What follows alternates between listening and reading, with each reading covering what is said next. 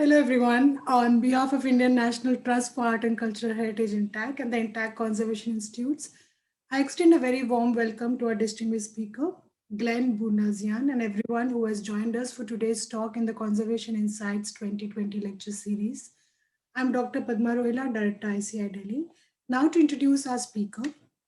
In 1988, Glenn started what would become Integrated Conservation Resources and Integrated Conservation Contracting in order to combine investigative architectural conservation services with high quality conservation contracting.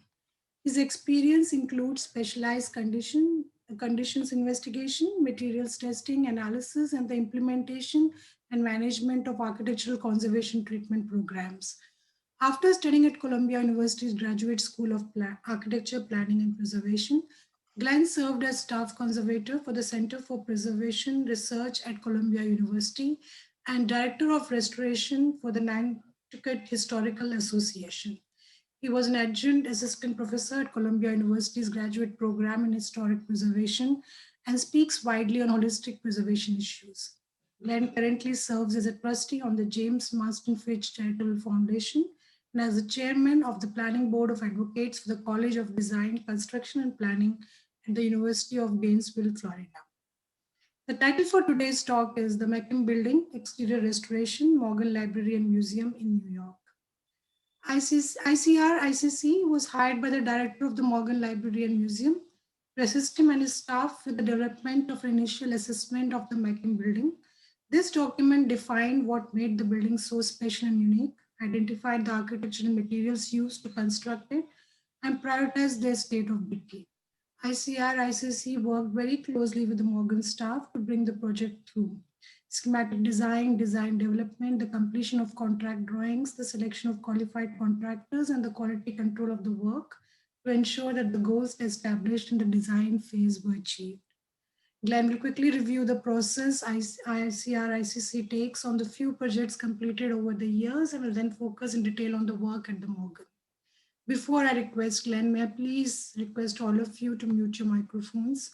Please type in your name, organization name, and email ID in the chat box, and also the questions. We'll be taking those right at the end of the talk. Thank you, Glenn. Over to you now. Great, thank you very much. Good morning or good evening. It's an honor to be here with you. And as Padma said, I would like to take the time that I have with you to use the project at the Morgan Library to sort of highlight and define how we as architectural conservators in the United States, and probably in many other places as well, design conservation programs for historic buildings and monuments, but almost more importantly, how we help to guide the process so that the owner is aware of everything that's going on and is involved in the decision-making process, how they can actually see the different options that are available and what the costs associated with those options are. And we believe that that process is a way of really creating a collaborative effort that creates no surprises, but also is very engaging and exciting for all of the people involved. So I also thought I would tell you a little bit about how we work in the decision-making process that we employ, because I think it's not just for the Morgan Library. I mean, for any project that we do, we use this same process or this same sort of logical way of thinking and applying that process to each of our projects, whether they're small or large. And over the 30 some odd years that we've been working, I feel like we've learned a lot by being successful at sometimes, having some problems at others, but certainly trying to do our best to learn as we go. So let's see here. Oops. There we go. So as architectural conservators, we basically have a series of sort of a philosophical approach that we follow. And it's pretty simple and straightforward. We try, as we design our projects, to save as much original historic material as possible, or as is practical, based on economy and budgets. We try to respect the original design and intent of the architect and or craftspeople who were involved in the design and or the construction of the given building or site or monument that we're working on. And we design materials and methods that are physically and aesthetically compatible with the original construction materials. And I'll get into that. But that's basically based on on-site and laboratory-based testing. And as I was saying, we basically, this is the process or the steps that we use in the, from the broader perspective, is that we involve each of these different aspects of our work, and they each inform the other, so that again we feel that we can make informed decisions. But just as importantly is that if during the process of a project, or even later when we're reviewing or peer reviewing a project, we can always go back and we can know exactly why we made each decision. We can, there's always a very specific reason for a specific decision, and I think that's extremely important. And we're not relying on manufacturers of products to tell us what's good about their product, or why their product will function well in a particular situation. We might listen to them, but we would include that product in a testing program, or we certainly would evaluate it from a scientific perspective to make sure that it is compatible with the existing materials that we're dealing with. So, archival research, we tend to start there. We go through files of a building. We'll go through city, state, federal records. We will look for archival material in different libraries that might be storing the architect's specifications, drawings, photographs during the construction project. And then also try to find information that talks about the physical history of a building. How did it hold up over time? What repairs were made? Where were those repairs made? All of that information is critical in not only understanding what it looked like, how the designer wanted it to look over time, but where might it be failing? Where might it not be working or functioning properly? And I think those are key examples or key ways of sort of locating the priorities and focusing on the priorities instead of the secondary aspects of the conditions that one might find. Then we carry out, depending on the phase of the project, but we carry out material and condition surveys. And as I'll show you in the Morgan Library, we did that in phases.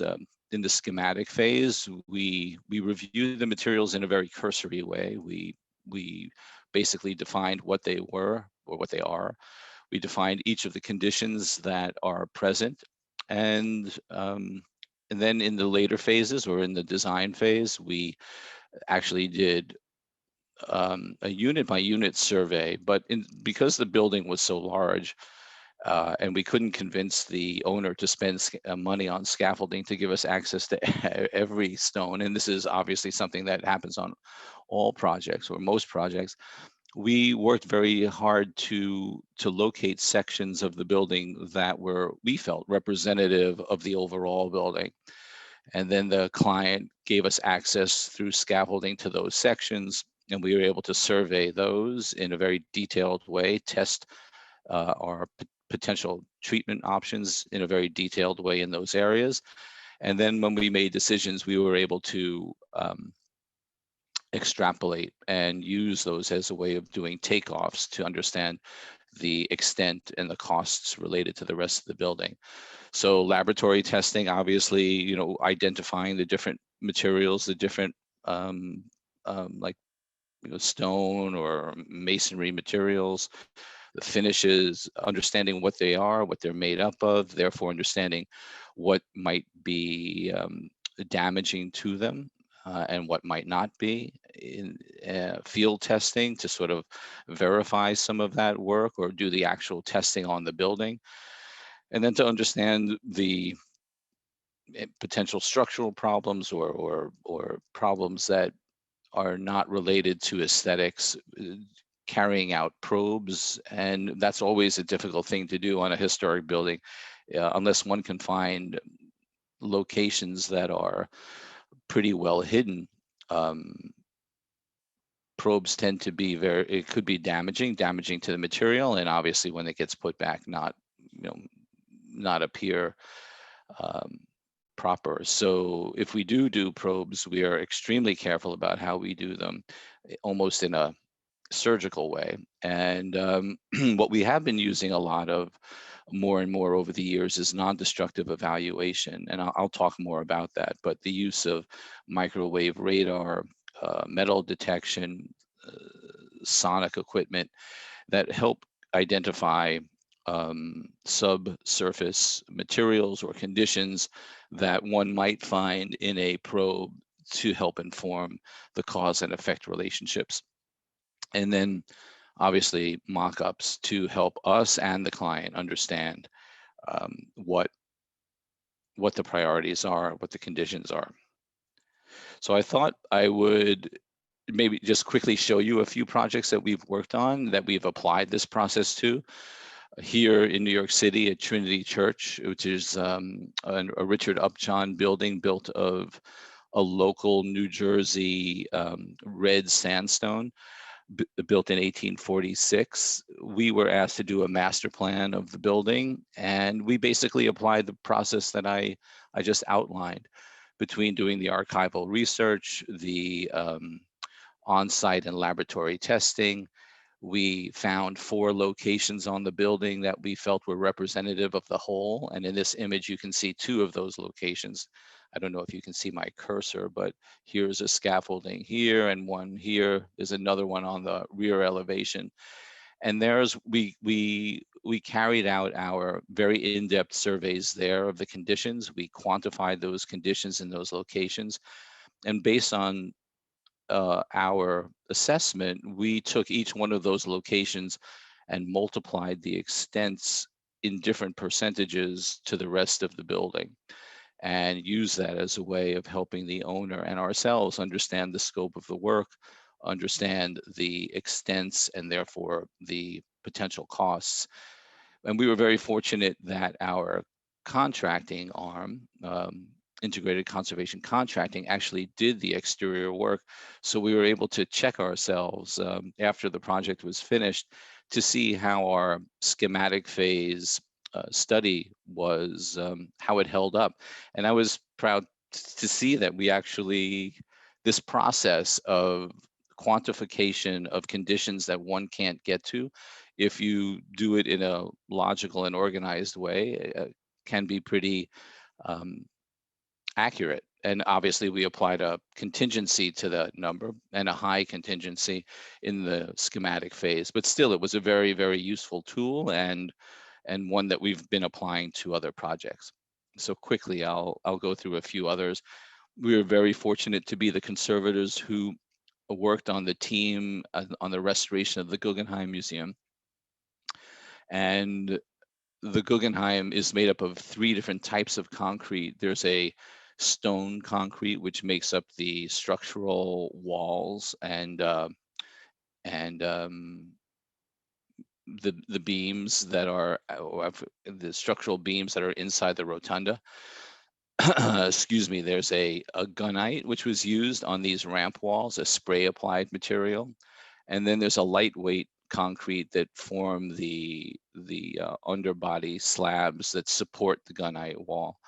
And we were extremely fortunate that the museum treats and sees their building as an object within their collection, and allowed us to do the testing that we felt was required to understand the materials well enough to therefore understand how they behaved and and design a conservation and stabilization program that was physically compatible with the different materials. And Wright didn't like engineers. he he um, he liked what he wanted to do, and he didn't want people telling him how not to, or how to do it. So this was the beginning of organic architecture in the United States, the use of forms and poured concrete, and being able to create sculptural forms that become buildings. And the visual impact of seeing a vertical joint in those gunite walls and the ramp walls was something that he was told was necessary. He had to put expansion joints in there, otherwise the building would do what buildings do and find ways of relieving themselves in places where you don't want them. But he decided that wasn't going to happen. And so, within a few years, the building started to develop cracks and problems. So our job was to find ways to relieve those stresses in a way that was aesthetically in keeping with the rest of the building. And what we're looking at now is a picture probably from 1958 or so, maybe 59, prior to it opening, but prior to it being painted. And so it received an elastomeric coating, which was Wright chose the color of, but there were many imperfections in the surface of the material that are now historic and had to be saved. It's a fascinating story, one which would, I've presented before, and it is just one of those amazing stories where we have so much information, we can really tell the story and understand why some of the problems exist, and as a result, use that as a way of designing, or we use that as a way of designing a compatible program. And one of the projects that we've been very fortunate to be working on is with the World Monuments Fund in Cambodia.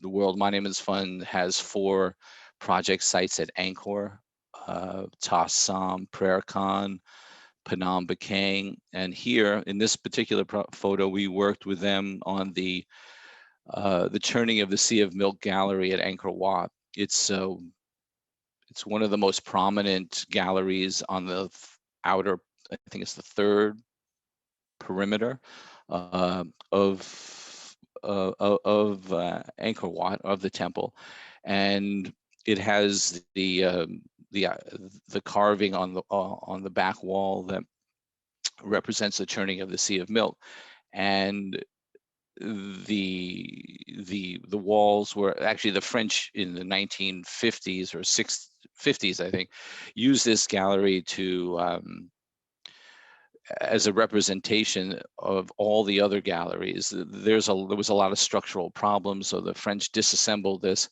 and then during the Khmer Rouge, it was left on the ground after the French left.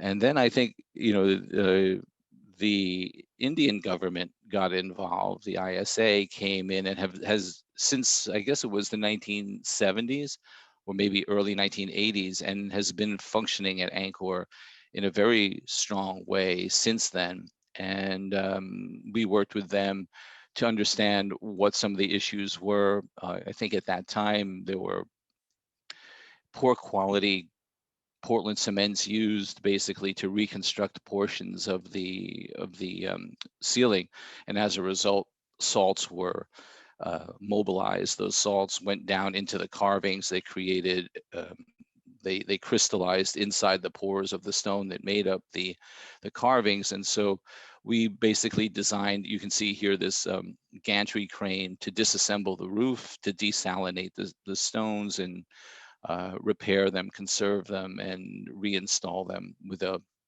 sort of a secondary waterproofing system as part of it. Another wonderful story. And this is the largest project that World Monuments Fund is working on in Cambodia. It's at Phnom Penh. Phnom Penh, I think was I don't think I know, was the first site that the Khmers came to in what we know as Angkor today, and it is the only hill that is within the the archaeological park. So the ancient Khmers actually took the top 20% of the hill off. In the center of that hill was live rock, and they carved the live rock as a step back, basically to form the structural support of the central temple that we're seeing here. I don't know if you can see my cursor. Here's the live rock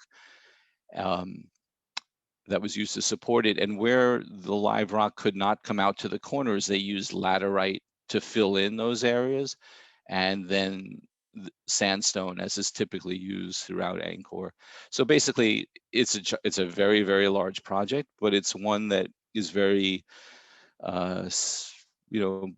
systemic. There's numerous issues happening, but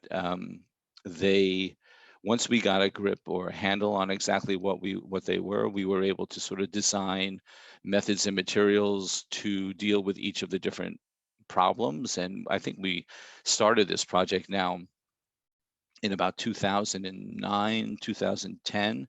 So we've been there for 10 years, and we're about 80, no, I'd say maybe 70% through. And, it's just one of those exciting projects that it's like the once in a lifetime opportunity, really. And again, another fabulous story. And then on the opposite end of the spectrum, we've been fortunate to work on some mid-century modern structures and deal with poured in place thin shell structures. And here at Aero Saarinen's TWA building at John F. Kennedy Airport in New York City, we were the conservators hired during a few of its restorations. There was a large restoration in 2006. And then over the last couple of years, there's been a very large conversion of this building into a hotel. This slide during construction, I think, starts to show us how amazing and structural this is. And another interesting story and a good comparison, I think, for us to all learn from is that this building was being built almost at exactly the same time as the Guggenheim Museum. And there's letters that show that Wright and Saarinen, through Saarinen's wife, Eileen, were communicating. And they're very different architects, very different process, ways of designing and building, ways of working with different teams. And Saarinen was one that really collaborated and worked closely with engineers and other professionals. And I actually got the chance to meet the engineer who worked on this building. And I think it was the first time in my career that I actually met somebody who was part of the design process, who worked on a building that we worked on. But when I look at a building like this, and you look at this roof is about an acre's worth of space, and each one of these lobes are only touching the ground in one location. So if you look here, there are 4 of these supports. They're shaped like a Y, and they basically just touch the lobe in one location, and each at the bottom. So this lobe is touching here, it's also touching here, and the only other place it comes together, the 4 of them, is in the middle. So to me, it's not just an architectural success, but it's really an engineering, or it's where architecture, engineering, and art all come together. And I think for me, that's one of the most exciting parts of being an architectural conservator is being able to see what human beings can do when they put their minds to design and structure and craft as well. And then, we were able to go through the archives and find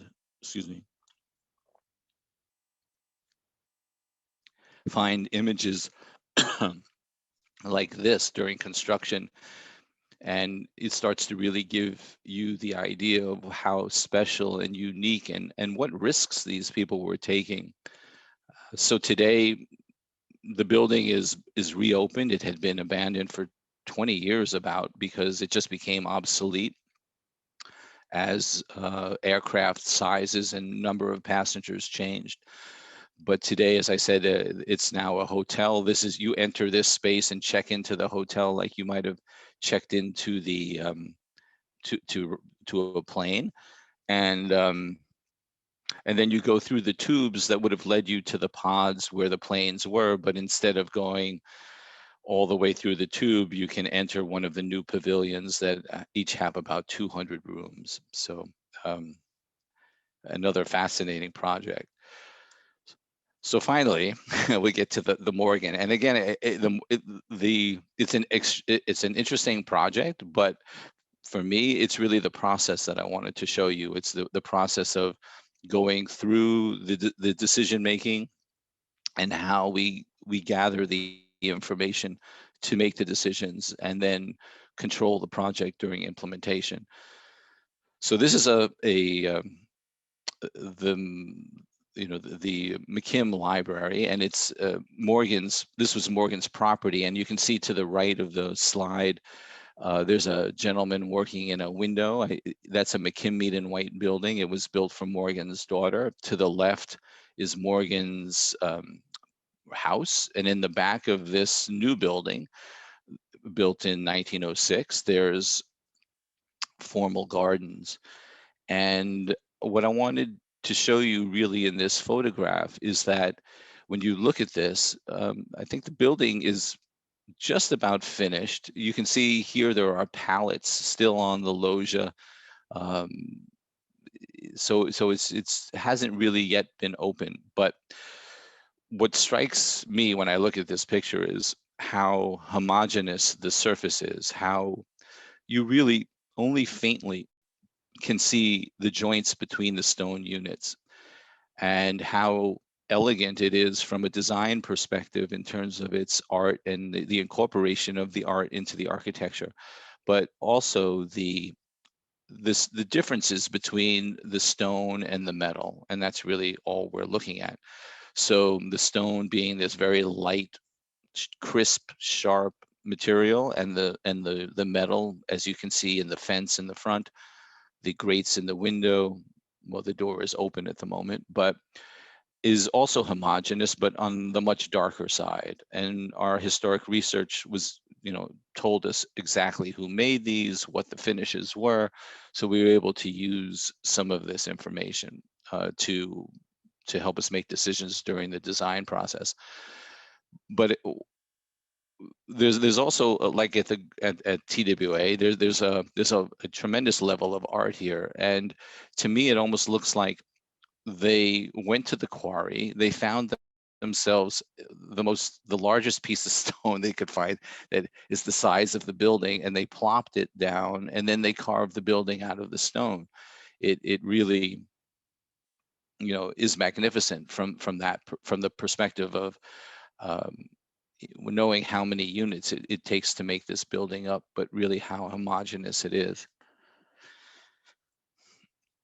So Morgan, McKim on the left, the architect, and Morgan on the right, worked very, very closely together in the design and the selection of materials during the design process. Morgan interviewed numerous architects in the United States and settled on McKim.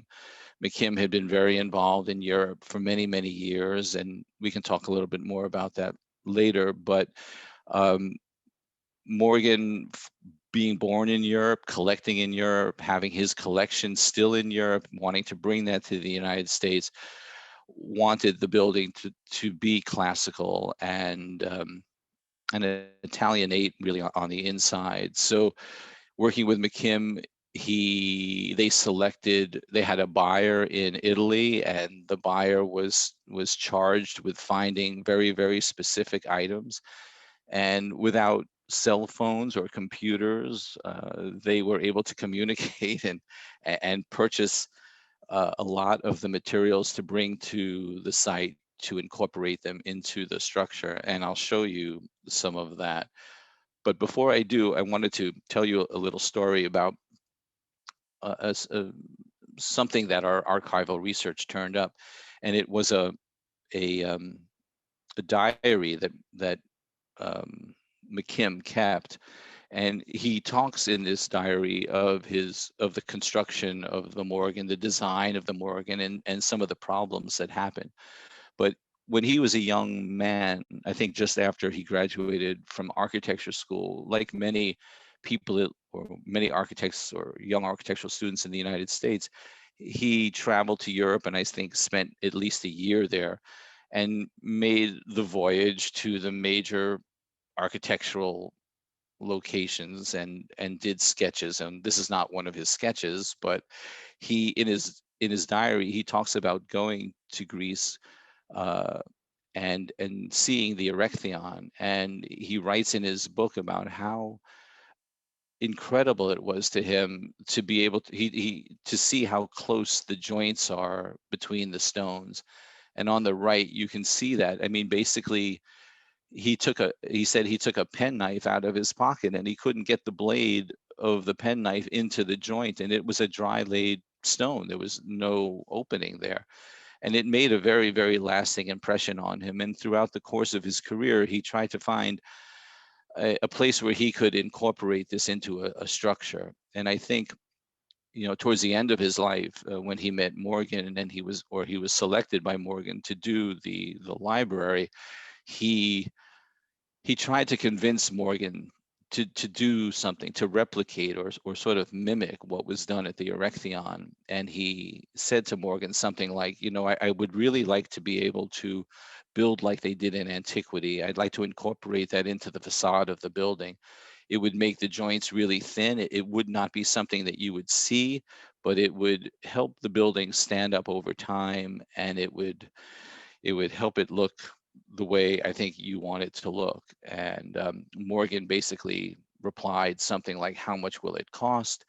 And the reply was about $50,000, but in 1900, $50,000 was the equivalent of maybe a million or a couple $1 million, and Morgan said yes. So um, the other part of the story that's told is that the contractor who was chosen to do the stonework was ecstatic about this decision. I mean, all of a sudden this person who won a phenomenal project now had his contract doubled or tripled in value, and so he was extremely excited. One thing he was not necessarily prepared for was that the architect was going to have representatives at the quarry. They were going to have representatives on site. They were going to make sure that every stone was exactly to the dimensions and to the level of quality that they wanted.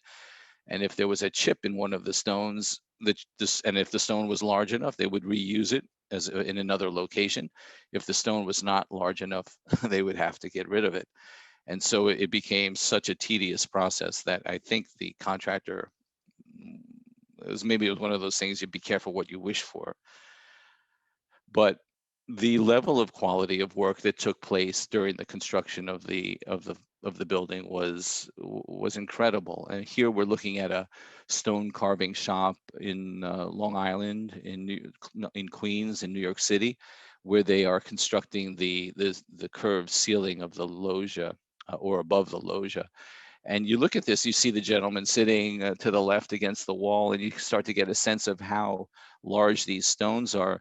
But if you start to look at them a bit more carefully, you see how complicated they are. There's so many different shapes and interconnecting details that have to be more than perfect. I mean, they're going to sit together. They're going to the joint can't be much more than a 32nd, a 64th, or a 30th of an inch.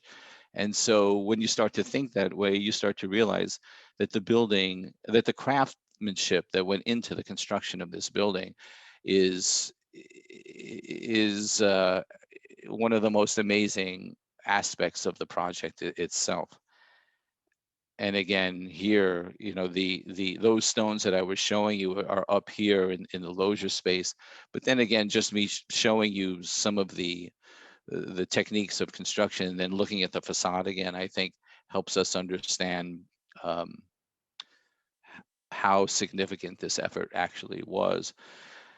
And then the other side of the design is the interior of the building, and just as stark and as crisp and uniform Morgan and McKim wanted the exterior to be, the interior was a different story. So I just want to show you a few slides of the interior, and this is the actual library space at the southern end.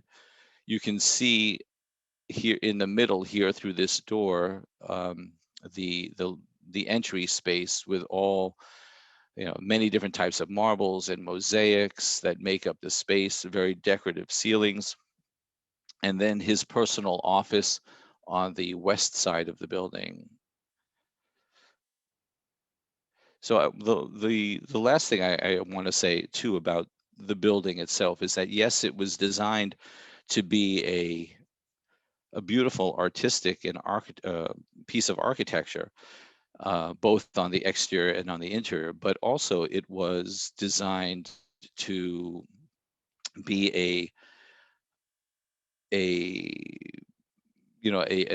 building that really protected the collection. And so as we go through the presentation, we'll see that they were considering the environment, they were considering fire, they were considering water, they were considering so many aspects of what could have taken place to damage the collection, whether that was from fire, direct water, or humidity, condensation. All of this was incorporated into the building. So that's yet another layer of complexity that was applied to this structure that no one sees, but that still is functioning today at a level of success that was established in 1906. So I'm going to talk about the initial needs assessment that we did, where we incorporated all of the different aspects that I spoke about originally into the early understanding of the building. And so we involved, after we took our initial look and we did our historic research and we started to determine what the priorities were, we started to put a team together. And so the team was made up of a group from the University of Florida in Gainesville, who does laser scanning, develops point clouds. Their name is Envision Heritage. We had a roofing consultant on our team, a structural engineer, a civil engineer, a fine arts conservator to work on different aspects of the facade that are really pieces of artwork, an environmental engineer to help us understand how the exterior environmental pressures were affecting the interior, and then a metals specialist who helped look at the different aspects, the grates, the fence, and helped us prioritize and understand that. So, as I said earlier, our first step was to survey the building in a cursory way from the ground and with binoculars and however we could get close up to different sections. But to try to save the client money, we tried to locate as few areas on the building as we could that we felt were representative. So we chose these three locations. The owner put up scaffolding, and we were able then to focus in on these areas in a very detailed way, to do our testing, to do our mock-ups, to work with the client, to develop an understanding of what a successful project would mean. We also had to work with New York City Landmarks Preservation Commission. This is obviously a landmark structure, a designated structure. So we had to make sure that everything that we did followed their guidelines.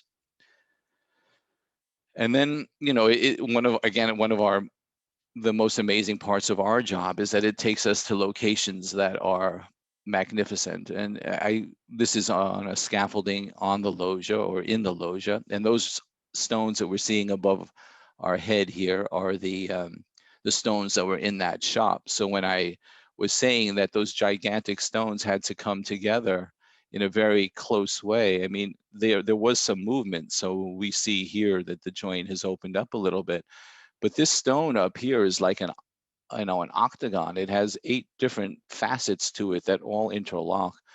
And again, when you start to imagine what what the design was, but then how do you fabricate that and bring it together to make it come into place like this, I just think is incredible. And what an amazing sight. I mean, we could be standing in Rome looking at this. It also brings us close up to some of the carvings that are there. And this isn't the best picture, but it's so interesting that I wanted to show it anyway. It's each one of these carvings represents something unique in Italian bookmaking. Some of them are printer's stamps, some of them are other iconography that represents something very specific. And I can't tell you that I know what this one represents, but the carving of this ship is such that when you're up there, you can actually take your finger and put it behind these ropes here, and you can fit your finger behind the ropes and through the sails, as you can see, here. Again, another aspect of the building that just shows us how incredible the workmanship is. And famous artists were chosen, and each of the artists did different aspects and different panels of the main facade. And this is just one of the conditions that we found as we were starting our work that I wanted to show you.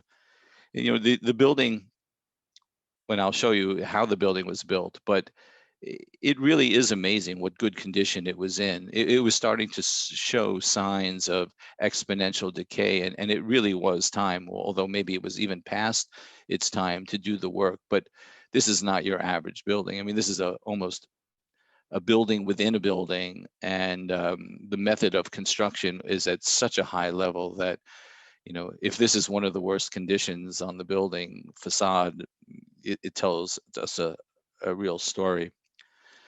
So, as I said, we worked with Envision Heritage, and they laser scanned the building, developed a point cloud, and from that point cloud, we were able to make elevations and plans and sections of the building.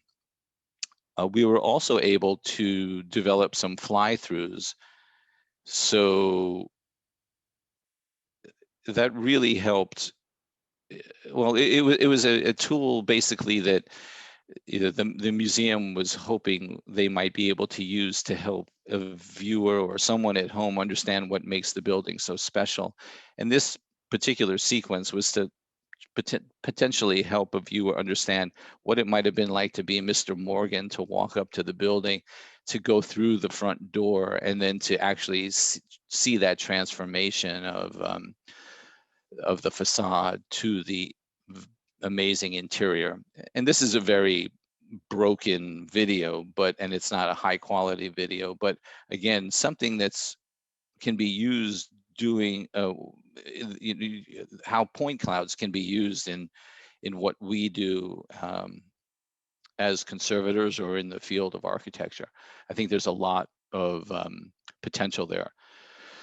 So I'm going to show you the locations that we chose. So this is one of them, and this is what we annotated in that area. So, as I said, we really focused in, and we wanted to know exactly what was going on. We wanted to be able to prioritize this. And so you can see in the conditions survey key, we broke that down into 3, 6, 9, 12 different conditions, but we were also very careful to choose those conditions so that they became repair types.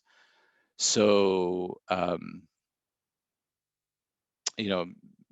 different soiling characteristics, cracks, and this doesn't even really show us the lead. So, well, I'll get to that. So again, I just want to sort of show you the level of detail that we went to.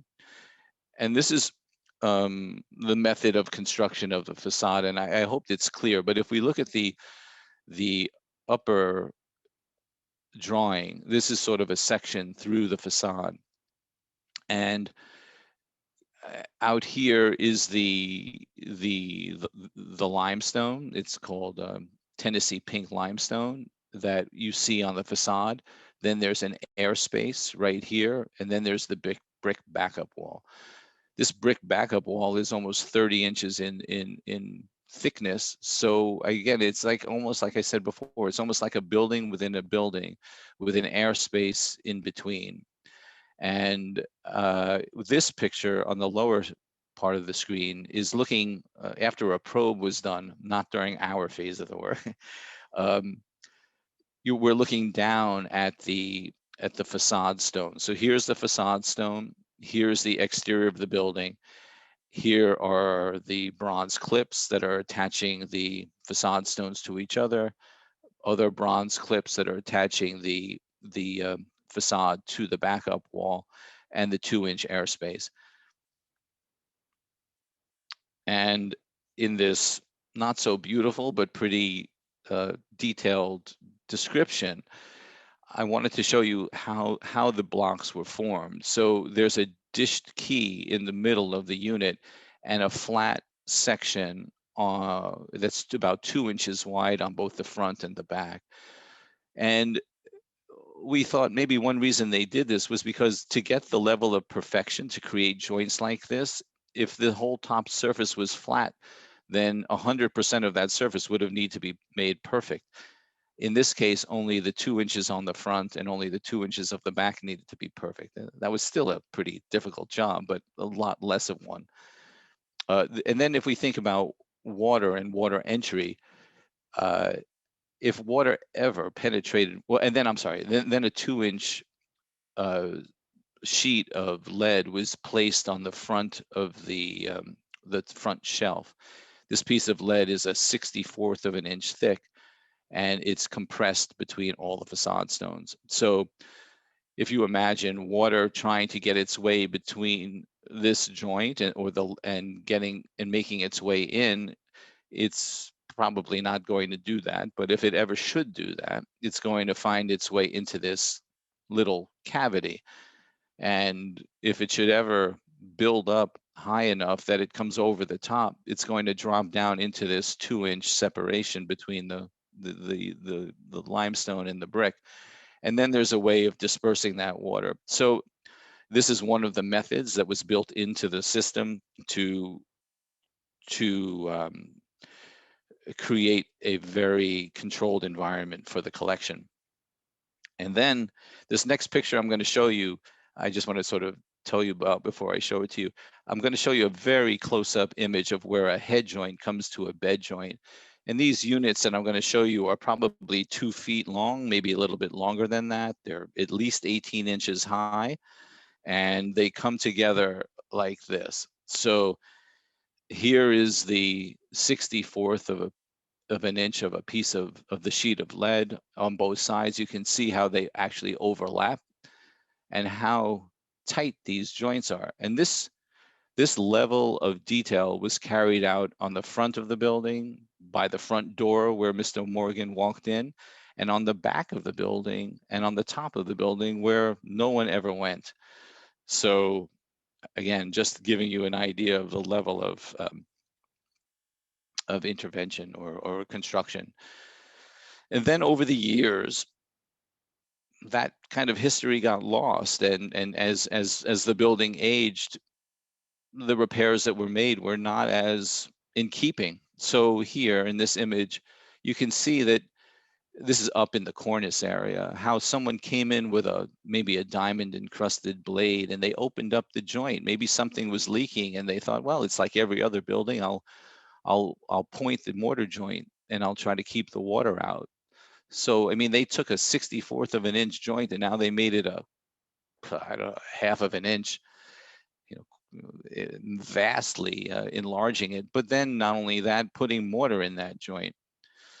In other locations, in this particular picture, you can see that they didn't really, we think that they really didn't know how to deal with some of the soiling, or maybe they didn't want to deal with some of the soiling. So they applied a coating to some of this blackened material, which we think is gypsum, to conceal it.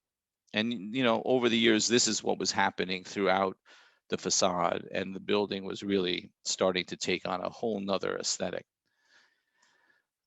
I want to focus for a second on the lead joints, because this was going to be the most expensive aspect of the project, and we felt it was necessary to understand the different categories that the lead joints were in, so that we could separate them into different types of repairs, therefore apply different costs to the different repairs, and therefore be more accurate in our cost analysis to help the owner make decisions. So you can see that the different colors identify the locations where there's actually missing lead in a wide location, missing lead in a narrow location. And we did that because if it's missing and wide, there might be the possibility that we might want to fill that joint. But if it's missing and it's narrow, maybe we could work with the lead and we could make that joint work again. Then open joints, previous interventions, lead that's protruding, lead that actually got so compressed that it's now past the surface of the facade, and collecting water when it rains, and then staining the stone. And you'll see soon some locations where the lead started to oxidize, and then a lead sulfate started to stain the surrounding stone. So we began our field tests. We did petrography. We knew exactly the mineralogy of the stone that was used, and therefore we knew what might be compatible with it and what might not be. So in this particular image, I think we're testing some biofilm removal. In this image, we are on the left, you can see, this is what I was just talking about, where water collected, see the protruding lead here? Water collected on that surface, and then it oxidized the lead, made a lead sulfate, and then that sulfate started to stain the facade. On the right, you can sort of see those drip marks in here, and we tested different products to see if we could lift that sulfate.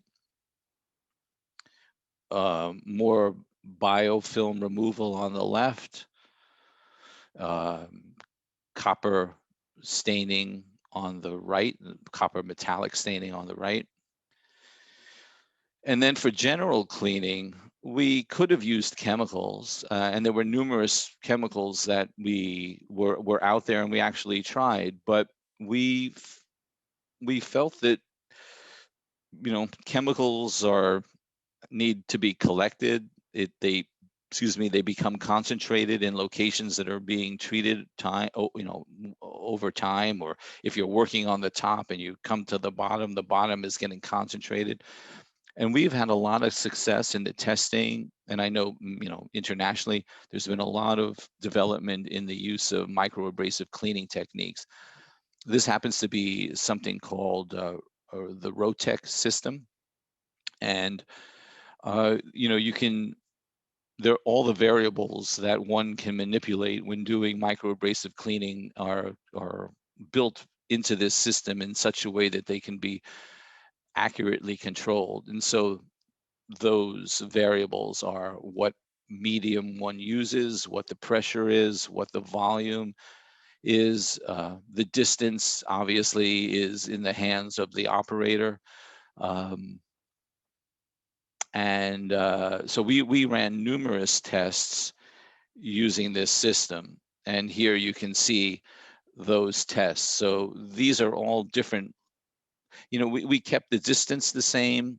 We kept the volume of media the same, the relationship between the media and the water the same. It's just really the nozzles and the pressure that we changed. And we were able to develop a system that used about 35 psi.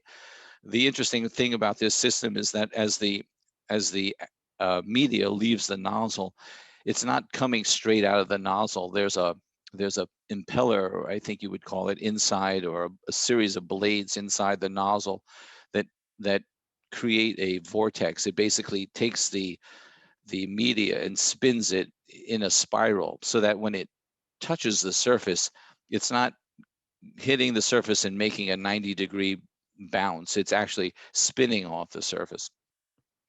So this is a limestone media that we're using. The Mohs hardness of this is the same. It's actually a little bit weaker than that of the facade. So we felt we could control this and we could control it well. And we ran our tests to see if we were damaging or removing anything as the cleaning was happening at the pressures that we were using, and we felt confident and were able to prove to the technical people at the Landmarks Preservation Commission that that was true. Another condition that we had to deal with in not too many locations was the disaggregation of the limestone. The the few locations that were very highly exposed to water concentration, salt crystallization, and freeze-thaw cycling were disaggregating, and you can see that clearly in this picture. In this picture, it's also happening. But happening in a different way. The stone isn't disaggregating necessarily. It is just being exposed to the acidic, or what used to be a much more acidic environment in New York City. And the stone being a limestone, calcium carbonate, being exposed to being solubilized in the acidic rain. You can see here that this is the sculpture that's at the top of the parapet above the main door. You can see how rounded all the lines are. We looked at historic photographs, and obviously the the uh, the carving was much crisper and sharper. So we obviously we're not going to recarve this to bring it back, but we wanted to see if we could slow the process down a little bit. And on the market these days, unlike maybe 15 years ago when there were only ethyl silicate consolidants on the market, today there are numerous consolidation treatments for calcium carbonate based stones that actually work as a binder that links to the calcium carbonate based material. The ethyl silicate would only bind to silicates, so it would be very good on sandstones, but not on limestones. However, it was used on limestones and other stones. So we wanted to test to see what might have been what might be an appropriate treatment to control that decay. The roof was a incredible story. The original roof is still underneath there, or was still underneath there, and the level of design that was applied to the facade was also applied to the roof. There's only 4 drains on this roof, and the construction and pitching of the roof was so accurate and so precise that water from every location on that roof found its way to one of those drains. And the picture on the left is showing you how over time people came in and just tried to make repairs here or there. They applied new membranes. The pitch started to change. The 4 drain locations were not adequate to deal with the fact that it wasn't pitched properly. And so, you can see tremendous amounts of water being held on top of the collection below. Over the years as well, in this picture, you can see that a sheet metal flashing was applied to 4 locations on the upper sections of the roof. I think we think that was done, excuse me, of the parapet, also to try to limit water infiltration. We think that was done in the 1950s, and we really saw no reason for it. I mean, if the parapet and these locations were built the same way as the rest of the building, we really could not understand why they were applied. So we did some probes, and we started to open up some sections of the metal flashing that was applied, and the stone was in fantastic condition. The one thing we were seeing, though, is that there were no expansion joints. Water was getting in. The sheet metal was entrapping that moisture. So this was actually, we think, accelerating the decay and not solving the problem. So this is, again, what we were learning as we were going through. Here's another image where we took the coating off and we're able to expose the stone. We did find, you know, holes that were drilled here to hold the coatings down. This termination bar has holes in it that were drilled into the stone, but we all felt that it was proper and necessary to get this off and that we could work with the stone underneath. Very little structural problems. I think there was only one major crack. It happened to be in the lintel by the front door. Our engineer, you know, did calculations of it. It went completely through the lintel in a horizontal way. And a non-destructive evaluation was done to determine if there was any metal or steel in there, which there was not. So the calculations by the engineer was such that they felt that the crack was related specifically to the unit itself and not to the overall structure of the building. So the repair that was designed was just I'll show you, was a mechanical localized repair. And in a few locations, we actually carried out some destructive probes. Like, maybe I shouldn't say destructive, but we didn't destroy the piece in the process, but we had to disassemble. And in this case, we wanted to just make sure we understood what the support system was underneath the stairs, because there was some movement there. We also worked with a decorative metal expert who assessed the condition and the construction of the fence. We disassembled it in a few locations, and on the east side of the building, we were surprised because our historic research didn't show us that that area had been repaired. But when we took the cap off, we could see a stainless steel rod going through to support the pier. So we understood that was a repair. But when we went to the front of the building and we took the cap off there, we found the original rod. So this section of the fence was never removed. And then, as I said, we worked with the fine arts conservator, and she basically dealt with the statues and the main door. And what I wanted to focus on for a minute was the main door. This is an image that was taken in 1906. This door was purchased in Italy by the buyer that was working for Mr. McKim. And this picture was taken when it came to New York City. And if you look closely, you can see there's a rod up here and the corners of a curtain. And this was sort of an unveiling of this door to the art community in New York City in maybe 1905. And what's important, I think, from our perspective is to when you look at it, you really see a homogeneous door. You see something that looks monolithic. You see something that looks like one material, and the idea, I think, was to make it look like a bronze door, maybe something like the Duomo or the baptistry in Florence. But moving 80 years forward, or more than that, 100 years forward, you can start to see that each one of the aspects of that door started to oxidize, and you could see the true material starting to come through. So the fine arts conservator did her work like we did ours. She did a condition survey. She did her testing to determine what the patinas were, what was used in the different locations to create that monolithic appearance. And all of that information was incorporated into the development of understanding what was used to create the door, or to create the patina on the door, and how to work with that to restore it so it would be authentic. And then we worked with an environmental engineer. We were finding that there were some elevated levels of moisture on the bookshelves on the inside of the building, and we wanted to make sure that we understood where that moisture was coming from, and that so that if it was part of the facade problem, it was dealt with during the facade restoration. So we designed a monitoring program, and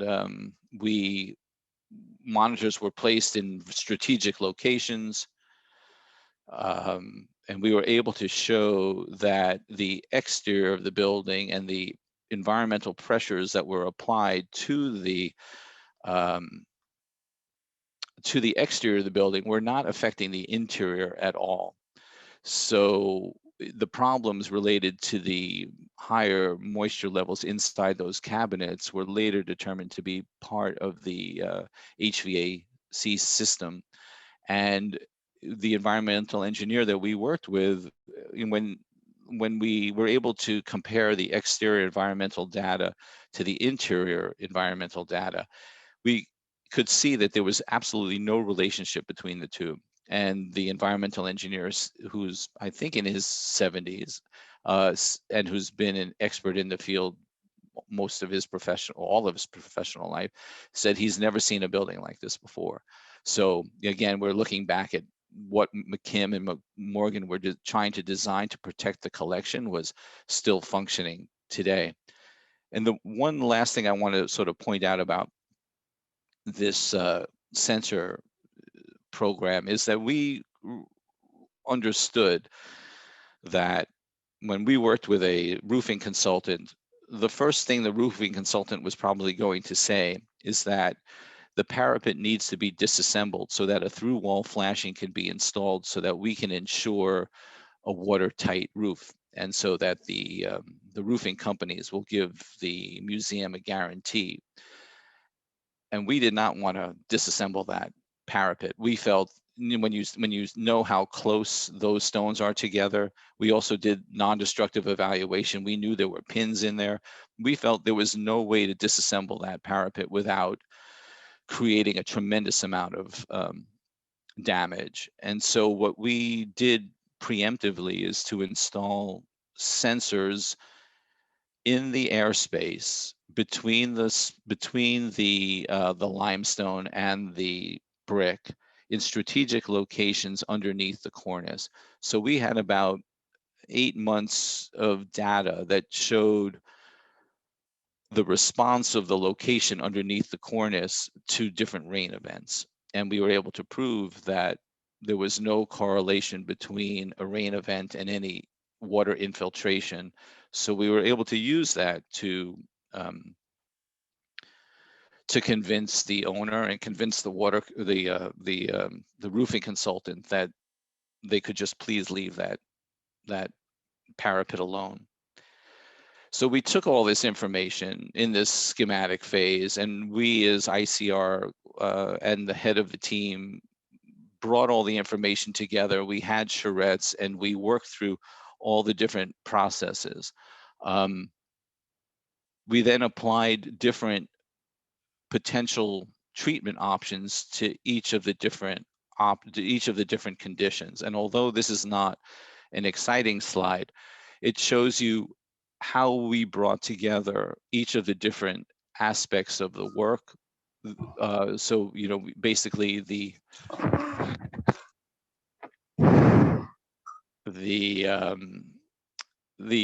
locations on the left, the types, a more specific location, the potential options in this brief description of work.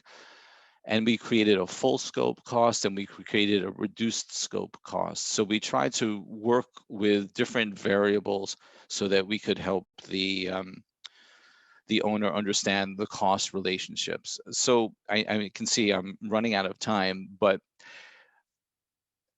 this is really the schematic phase and brought us up to the point where we could actually do the implementation. And as you can see here, the scaffolding is in place. The implementation took place, and just quickly we divided our drawings into 3 different layers. One was cleaning, the other was repair, and the third were what to do with the joints in the specific locations, as there were 5 different treatments for each of the different lead conditions. So I was going to show you the implementation, but I think it was kind of nicer to focus in more detail on the design side, the conservation design side of the project. And I'd be happy at a later date if you want to go through the the construction phase. But I'm going to zip through these slides just so that you can start to see some of the applications. Here's a section of the wall that was cleaned and different treatments applied, and you can start to begin to see the character of the stone come through. Here's the roof before removing the metal on the right, the new roof going in, the restored masonry to the right, the parapet, the previous conditions where the termination bar was removed, the metal's all removed now, there were holes. Where the joints were increased, we increased them a little bit more, especially in skyward facing joints, so that we could install lead T's and lead coves. Patching materials were developed that mimicked the stone. As you can see on the right, it's being installed. It's a little bit dark because it's wet. An overall picture. Again, I'm gonna pop through this, but I wanted to get to, here's a process that we use to fill some of the very large joints. We tried to minimize that. We really didn't want to fill too many joints, and we knew even if water did get in, it wasn't going to go too far. This is ways of trimming off the lead that was protruding to get it flat back to the surface again. Finding replacement stone was very difficult. We actually went to the quarry. The gentleman in the picture is holding a piece of stone from the quarry, and you can see the new stone and the old stone just don't make it or don't match. So we were fortunate to find other pieces of stone around the building that were used in different locations. And obviously those were much better matches. So the amount of Dutchmen that were necessary were minimal. Crack injections were done. Here's an area where consolidation was applied to slow down the disaggregation of the surface. Many different patinas were mocked up, but we went with a process that was repatination and wax coating. Here it is in place, and although it looks dark, I think you can see on the right-hand side, you can see that greenish patina coming through. Scaffolding is coming down. The metalwork is going back in place. And just to end here, the museum also hired an English architect, Todd Lohengren. I'll have to remember his last name. I'm sorry, Geffen, I think. And he designed, they're opening up a garden now on the south side of the building. Here's a model of that garden. You know, here's our building. Here's the new garden in place, and some of the artifacts that McKim had in front of the building. And a lighting scheme also by the company Tillet. So this is COVID sort of, the whole project is finished. COVID slowed the process down. The garden is expected to be started in the spring. The fence will be finished then, and the project will have an opening hopefully early this summer. So thank you very much for your attention. Thanks, Glenn.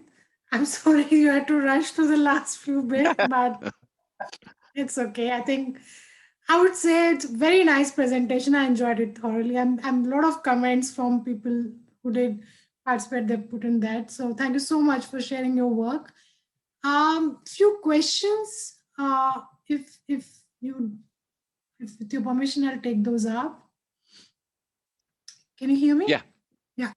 The first question is, while using chemicals to clean salt depositions and biological growth, are the products chosen while considering their reactive nature with respect to lead or only with stone? Because there is both these material is there in the structure, the masonry. So the question is, were the reactions with both these materials considered while you were choosing the products cleaning? Just to be so just so I understand clearly, you're asking how were the products chosen to do the lead and the No. The question is, while choosing your cleaning methods, did you test them both on the stone as well as the lead which was there? Absolutely.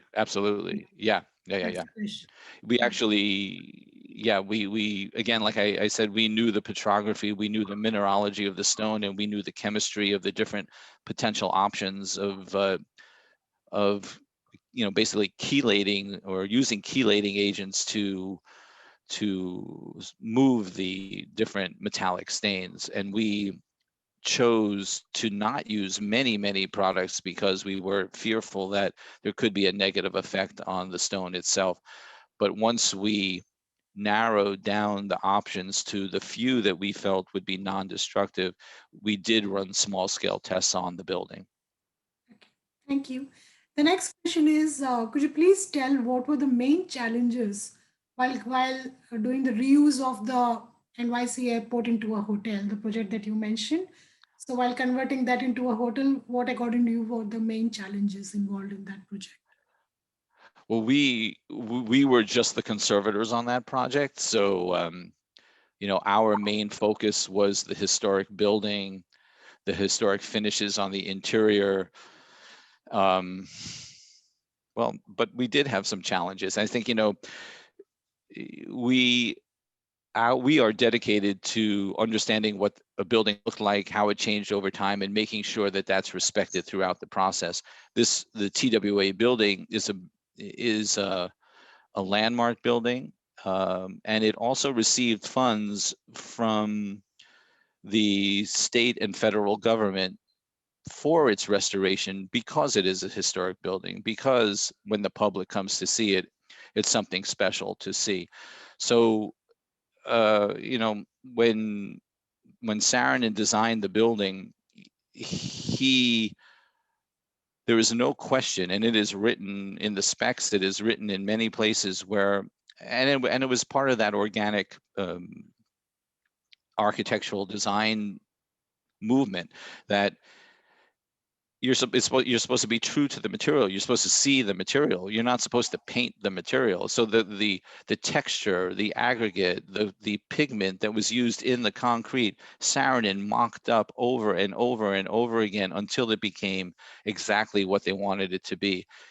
He and his team knew that exposing that to the environment was something that was challenging, but and we're looking for clear elastomeric coatings. They didn't exist then, and they don't exist today, but they settled on a clear silicone coating. The issue is I find the most challenging is working with a developer who's now saddled or now working on a restoration project, and such an important restoration project that the money becomes more important than the object, and sometimes, and the opportunity to remove the paint that was applied by the owner, the Port Authority of the City of New York, was there, but and maybe it wasn't the smartest thing to remove the paint entirely, but I did think, and I did feel strongly that for proper interpretation, to satisfy Mr. Saarinen, wherever he is today, to at least have painted the exterior of the shell the concrete color would have been more in keeping than